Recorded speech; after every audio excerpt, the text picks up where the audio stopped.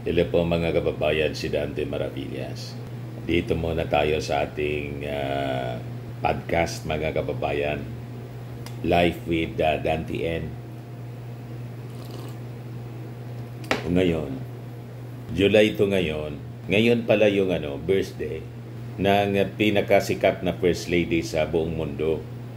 Si Madam First Lady Imelda Romualdez Marcos. Madam, happy 96th birthday. May you have many more birthdays to come.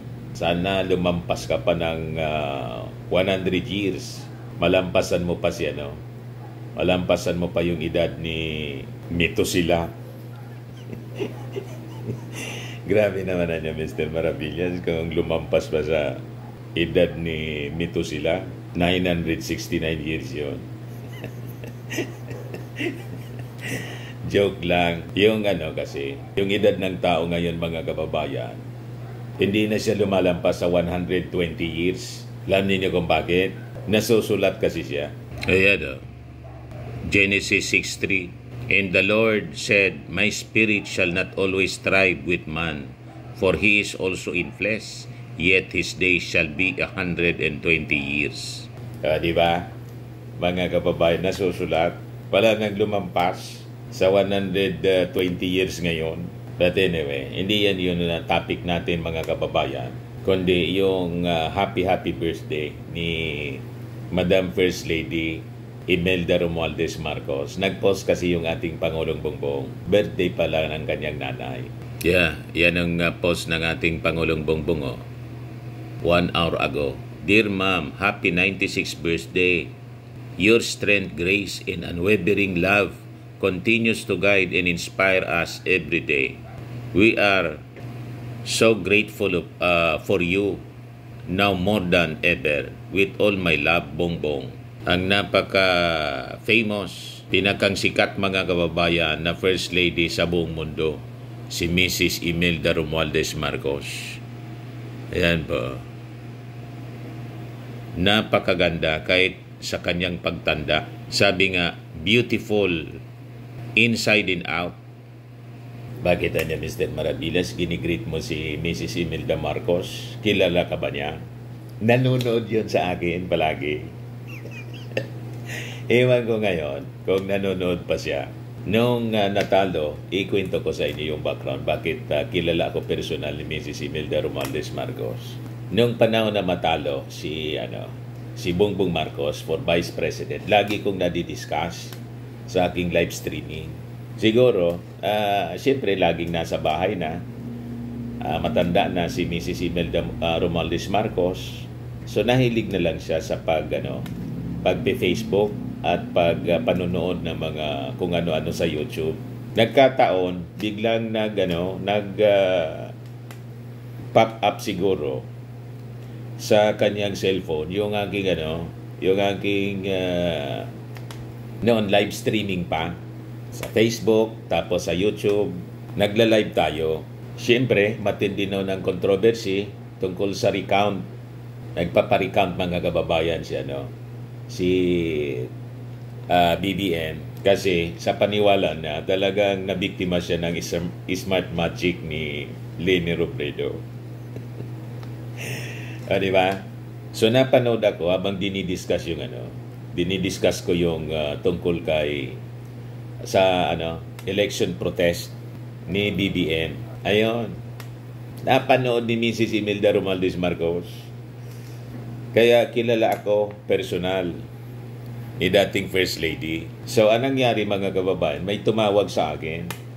Hindi nga ako makapaniwala na tatawag ang isang aide ni Mrs. Imelda Romualdez Marcos. Ganun po.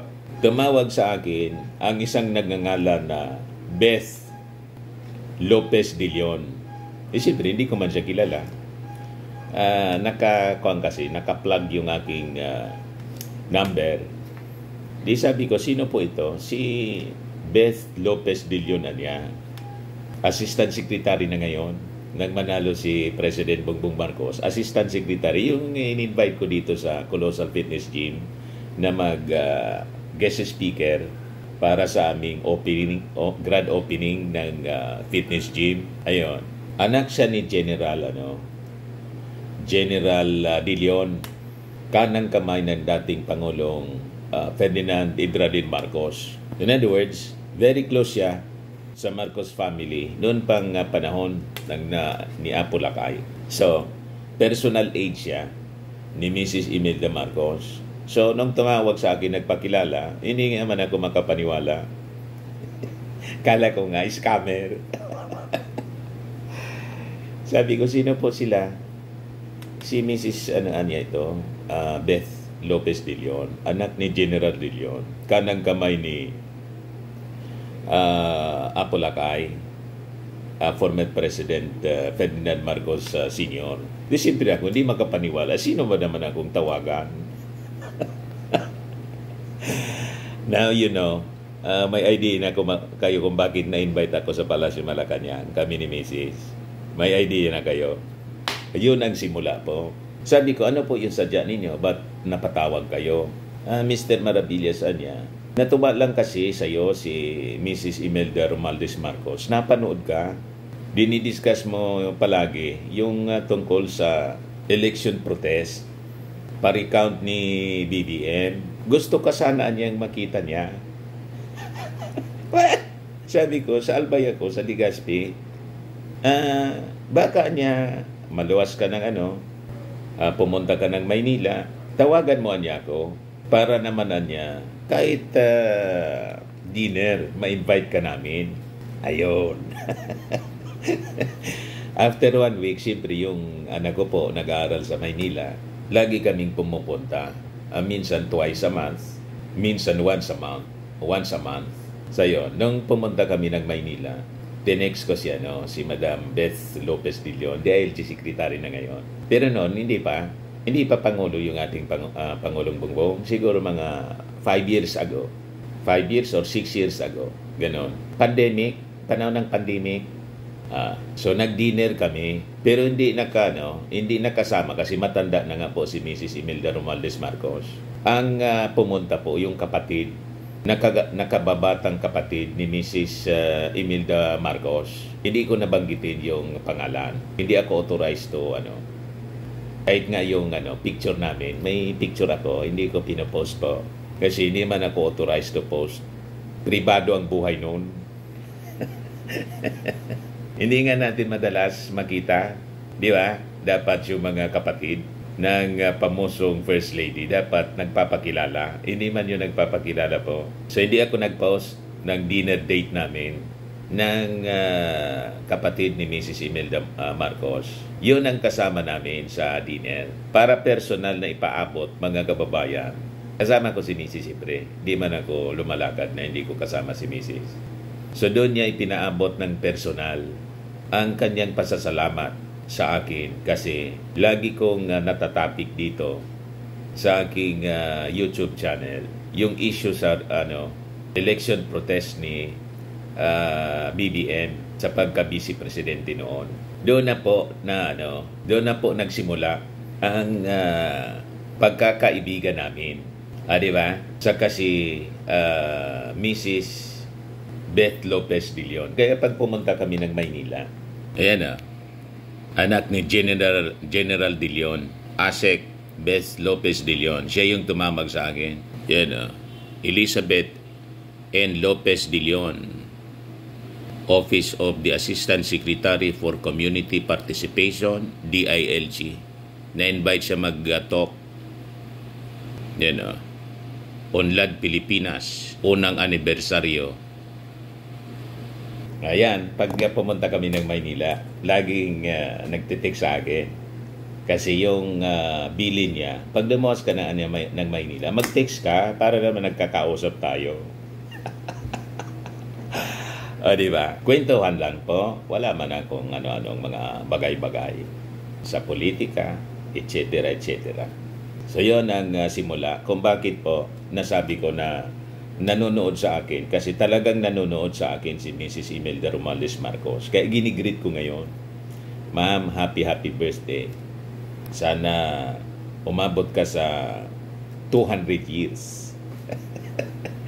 Kasi po, sa totoo lang, napakaganda ng ugali po ni Mrs. Imelda Romualdez Marcos. Kaya siguro, binigyan ng mahabang buhay siya.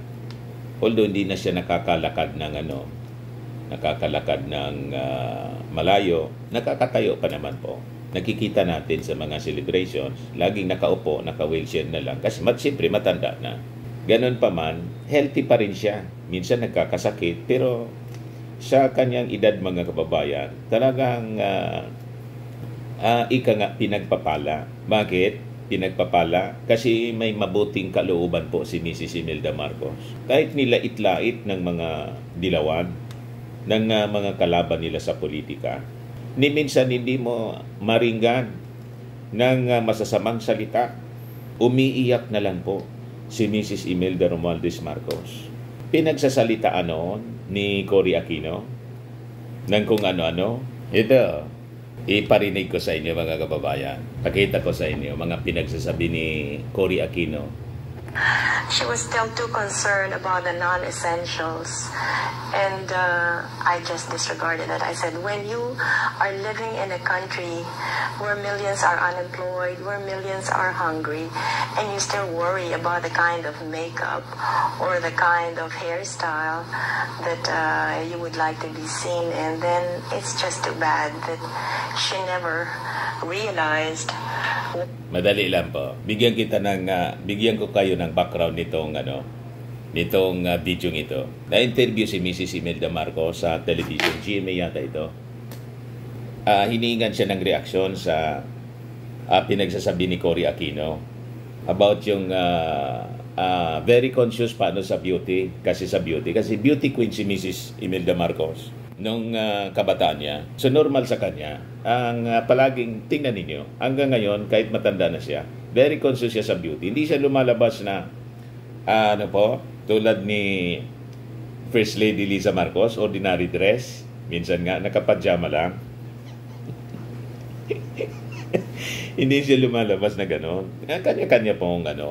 Kanya-kanya pong style sa buhay. Itong si Mrs. Imelda Marcos, with style talaga siya. Never siya na lumalabas in public na hindi naka-makeup, hindi nakagayak, hindi nakasuot ng anong tawag mo doon? Yung gown na may ganyan, para Filipiniana. Siya nagpauso niya. So yun ang pagkatao niya. So ayaw niya na hindi maayos yung kanyang itsura. Pag lumalabas siya sa publiko, ayon, pinuna ni Cory Aquino. So sa interview, kinukuna ng reaksyon si Mrs. Imelda Marcos kung ano masasabi niya doon sa pinagsasabi ni Cory Aquino sa kanya. Pakinggan natin. Ulitin ko. I pitied her that she was still too concerned about the non-essentials, and I just disregarded that. I said, when you are living in a country where millions are unemployed, where millions are hungry, and you still worry about the kind of makeup or the kind of hairstyle that you would like to be seen in, then it's just too bad that she never realized what her obligations were. Oh my God. Oh my God. I'm so sad about that thing. I never did talk to her. I never said anything about her looks. Kita ninyo. I said something about what I said for myself. I just don't like yellow because it reminds me of a lemon and jaundice. What is the scene that you most miss seeing in the Philippines? Foreigner pala nag-interview, hindi man Gine. But I am nostalgic about my country. Foreign TV. It is the smile of the people. I want them to smile again. Kakayak I want them si to be Mrs. happy Imelda. again. I want them to have a human face. I want them to have dignity. Like they so deserve as human beings. Sorry. We are made to look like criminals. Yan ang pagkakaiba ni Mrs. Imelda Romualdez Marcos kaysa sa mga Aquino, mga Dilawan. Hindi siya magsalita ng masama. Sabi niya, oh my God, I never say bad about her face. Ang nabanggit ko lang niya, yung kulay. Yun man lang niya. I never did talk to her. I never said anything about her looks. I said something about what I said for myself. I just don't like yellow because it reminds me of a lemon and jaundice. What is the C? Nare-remind man lang niya ako tungkol sa lemon. Pag nakikita ko yung ayaw niya siguro kasi maasim. Siguro, nagmarinig yon ni Cory Aquino. Nagalit siya kasi ang yellow refers to yung yellow ribbon. Kulay nila. Yan ang tawag sa kanila, Dilawan. So karapatan naman po ni Mrs. Imelda Marcos na ayawan yung kulay na yellow kasi yun ang nag-demonize sa kanila. Si Ninoy Aquino, di ba? Pero wala man nga siyang pinapatamaan. Sabi nga dito sa amin, nangintom lang siguro. Feeling ni Mrs. Cory Aquino, pinapatamaan sila ni Mrs. Marcos. Pero wala man palang ganong intensyon. Nare-remind lang siya ng asim ng lemon.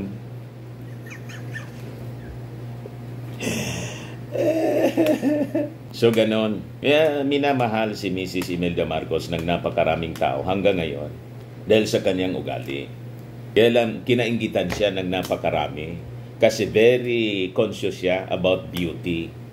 Kasi beauty queen siya. Ano naman? At saka yung mga sapatos niya na more than 3,000 yata yung sapatos. Mga regalo man lang yon kasi pinopromote niya yung Marikina shoes. Yung iba siyempre binili niya. May karapatan naman siyang bumili ng mga mamahalin. Yung mga alahas niya, limbawa na nawala sa ninakaw sa Palasyo Malacanang ng EDSA People Power. Ang sabi, mga kamag-anak ng mga Dilawan, may napangalanan po na dating gobernador, hinakot yung bag. Ikaramihan doon mga kababayan sa mga alahas ni Mrs. Imelda Marcos, regalo ng mga head of states tulad ni Libyan leader Muammar Gaddafi. Ganun po. At saka may karapatan naman sila na mag-invest sa mga jewelries. Kasi ang negosyo ni Apo Lakay, gold. Kaya tingnan ninyo, yung mga sinasabi nila na nakaw na yaman, hindi po napatunayan kasi wala man silang ninakaw. Kasi pag alimbawa may ninakaw sila sa dami ng kaso, dito sa Pilipinas, sa Sandigan Bayan, hanggang sa Amerika, sa Switzerland, yung tinatawag na ill-gotten wealth, di sana nakulong na sila. Walang nakulong po, hindi napatunayan yung ill-gotten wealth. Ano ibig sabihin? Yung wealth nila, hindi ill-gotten siya. Parte siya ng, parte siya ng pinaghirapan po ni Apo Lakay. Napalayo yung natin, yung kwentuhan. O, di ba? So, nung gobernador pa, first governor ng Metro Manila, si Mrs. Imelda Marcos, maayos yung Manila. Malinis. Ganon siya Butit ngayon, nakabalik sa kalinisan po. Lalo na yung Pasig River, yung Esplanade dyan po. Talagang prinadject ngayon ang ating Pangulong Bongbong through Mrs. Lisa Marcos na. Kasi ganon sila, malinis sa bahay talaga. May kasabihan tayo po, cleanliness is next to godliness. Dapat maayos ang bahay, maayos ang pamilya. Ganon sila. Hindi man perfect ang kanilang pamilya, pero masasabi natin na model family. Hindi sila pasaway. Nakikita ninyo, maayos. Pati yung ating Pangulong Bongbong Marcos, maayos siya. Kaya yung mga akusasyon ng bangag-bangag, malabo po, mga kababayan na paniwalaan. Kasi maayos pati ang pag-iisip ng ating Pangulo. Yung mga nag-accuse na bangag-bangag sa ating Pangulo, sila yung hindi maayos yung pag-iisip. Kaya malamang sila yung bangag. Di ba po? So ang dami nagigreet sa kanya. Blessed happy birthday, madam. Mabuhay ka po hanggat gusto nyo. God bless you physically. Wala mang gano'n na hanggang gusto nyo. Joke man lang yung ganon. Kasi po, ang buhay natin, kahit gusto nating mabuhay pa, kung kunin na ni Lord, di ba? Gustong-gusto natin na mahaba yung ating buhay. Kaya lang, hindi man tayo pwedeng mag-determine kung hanggang kailan tayo. Ang nagdidetermine yan, yung ating Panginoong Diyos Ama. Kaya mali yung hanggang gusto nyo. Ay, tingin ko, mga joke man lang ito. Hanggang gusto ng ating Panginoon. Yan ang tama po. Ito kaibigan natin si Febritos Espiritu, Marcos Loyalist siya. Palaging nanonood sa atin. Happy 96th birthday, our dearest First Lady Madam Imelda Marcos. Stay happy, healthy, strong po. Love you, God bless always. Itong si Febritos Espiritu, lagi ko itong lagi namin ito ni Mrs. nakikita. Pag na-invite kami sa palasyo, na-invite din siya. G. Marbella Briones, to a wonderful First Lady of her time. Have an awesome and lovely birthday. God bless you more. Sabi ni Lindsay Latorre, happiest 96th birthday, our beautiful, gorgeous, kind, hardworking Imelda. First Lady Imelda Marcos, pride of all Liteños. Live longest for all the world to see and admire. Your name will remain in our hearts. God bless and protect you until eternity. Yung Marcos Legacy po, ni Mrs. Imelda Romualdez Marcos. Dito sa amin, may project pa siya dito. Buhay na buhay. Pangalan, Imelda Marcos. Tinanggal na po. After ng EDSA People Power Revolution, pinalitan pong pangalan. Pero yung mga matatanda dito sa Legazpi, ang tawag, parehas pa rin, Imelda Park. Pinagawa niya. Ngayon, ang pangalan, tawag dito, Kalayaan Park na. Napakagandang park. Nag-vlog ako doon one time. Baka napanood na ninyo yun. Ikuininto ko nga. Tapos, yung mga projects dito, kasi Minister on Human Settlement si Mrs. Imelda Marcos. Yung, tawag dito, mga pabahay, yun ang nag-aasikaso. Ang daming pabahay dito ni Mrs. Imelda Romualdez Marcos sa amin sa Legazpi. Yung PBN Buraguis, Legazpi. Kikita ninyo, napakalalaki na yung mga bahay. Doon dati tayo yung DSWD. PBN Buraguis. Ang ibig sabihin ng PBN, Pambansang Bagong Nayon. Di ba? Yung mga bahay doon, napakalalaki po. Napakalalaki na siya. Noong panahon, yung mga pabahay, malalaki po. Talagang disente siya. Tapos may Bliss Project pa siya rito. Bagong lipunan, sites and services. Bliss Project. So, ang meaning ng Bliss, di ba, sa English, mahilig magbigay ng mga, magagandang acronym si Mrs. Imelda Marcos. Bliss, ibig sabihin, happy homes. Bliss Project. Pero ang totoong kahulugan niya, bagong lipunan sites and services, housing. Malalaki rin po yung mga pabahay niya. Yung mga bahay doon. Mayayaman na yung nakatira ngayon. Simple umunlad na rin po yung buhay sa Tagal. So ang pangarap ng ating First Lady noon, maging maayos ang buhay ng bawat Pilipino. Halimbawa, mahirap ka, hindi nangungulagan na pag mahirap, pangit yung bahay at saka madumi.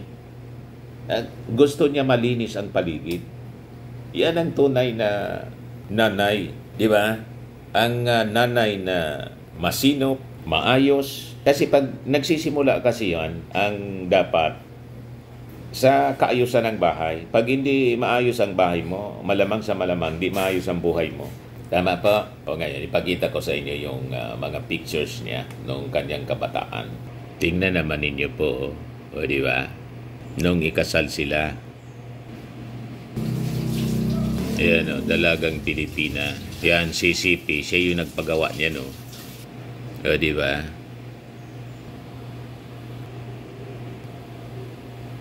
Yan na siya ngayon. Nung beauty queen siya. Yung teenager siya.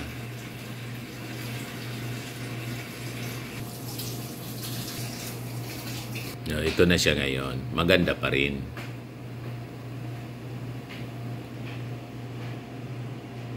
Mahilig siya sa pink. Hindi lang red, pink.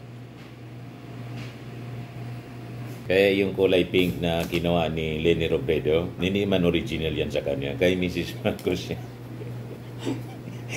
Di ba? Mga kababayan, yung mga hospital sa Maynila, PGH, Heart Center, pinagawa yon ng dating Pangulong Ferdinand Hidralin Marcos. Through First Lady Imelda Romualdez Marcos, dedicated yon. In fact, sa 50th anniversary po ng Heart Center of the Philippines, na-invite si Mrs. Marcos. Ito po, yung report ng PTV. Celebrating its 50th anniversary, highlighting its accomplishments and plans for the years ahead. To tell us more about this year's celebration, our Bien Manalo has the story. Cardiologists all over the Philippines were all together to celebrate the Philippine Heart Center's 50th golden anniversary. PHC has been delivering quality and medical services for our citizens experiencing heart-related diseases for 5 decades.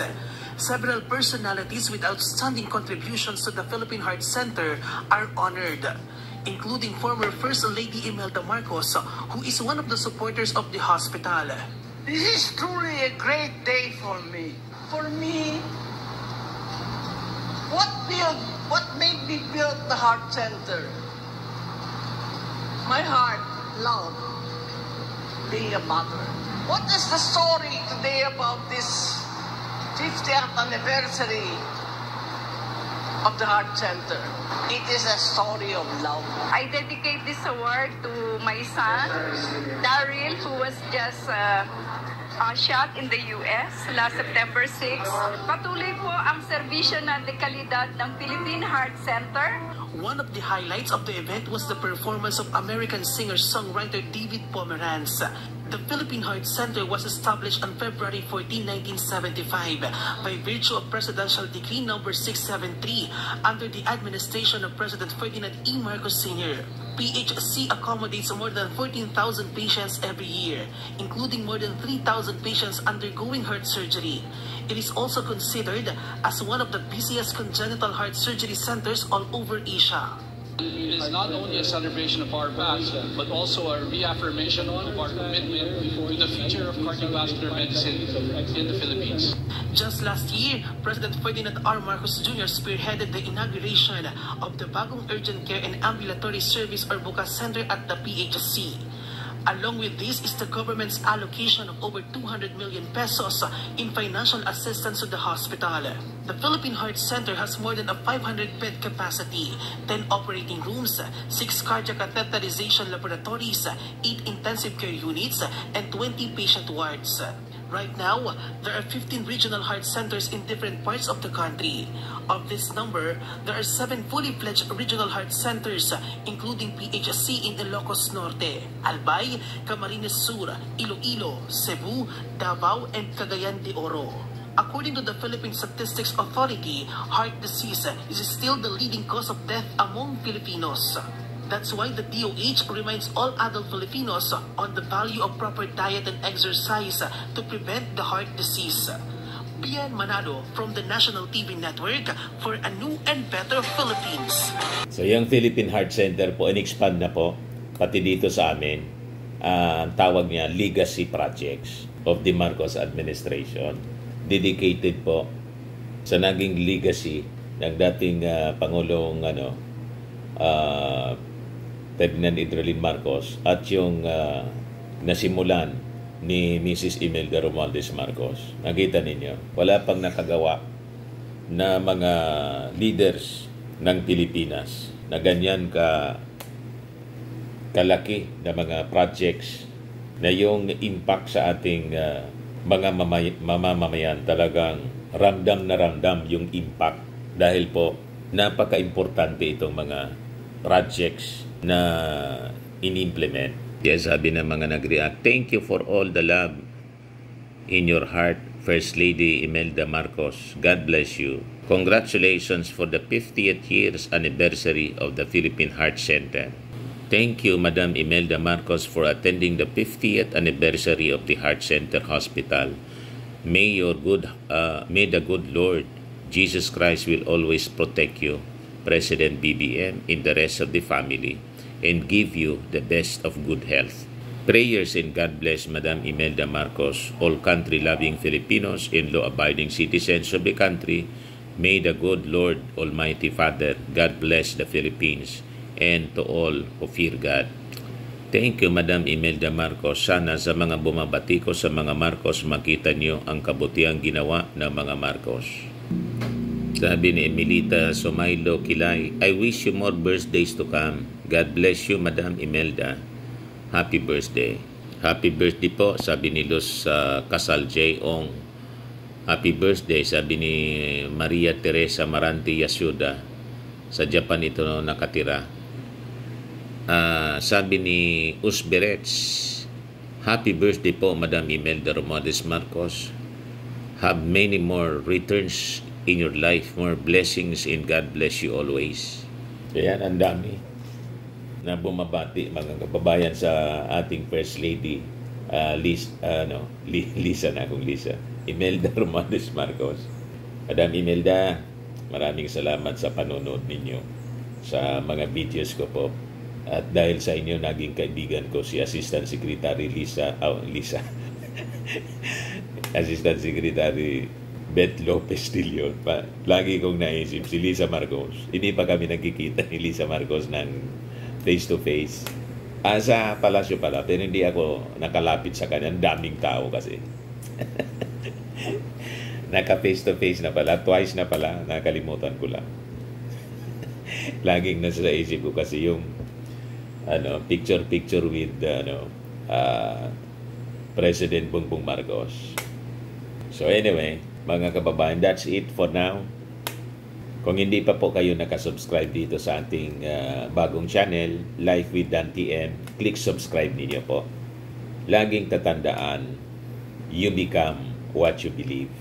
Ako po si Dante Maravillas. Bye-bye po. God bless.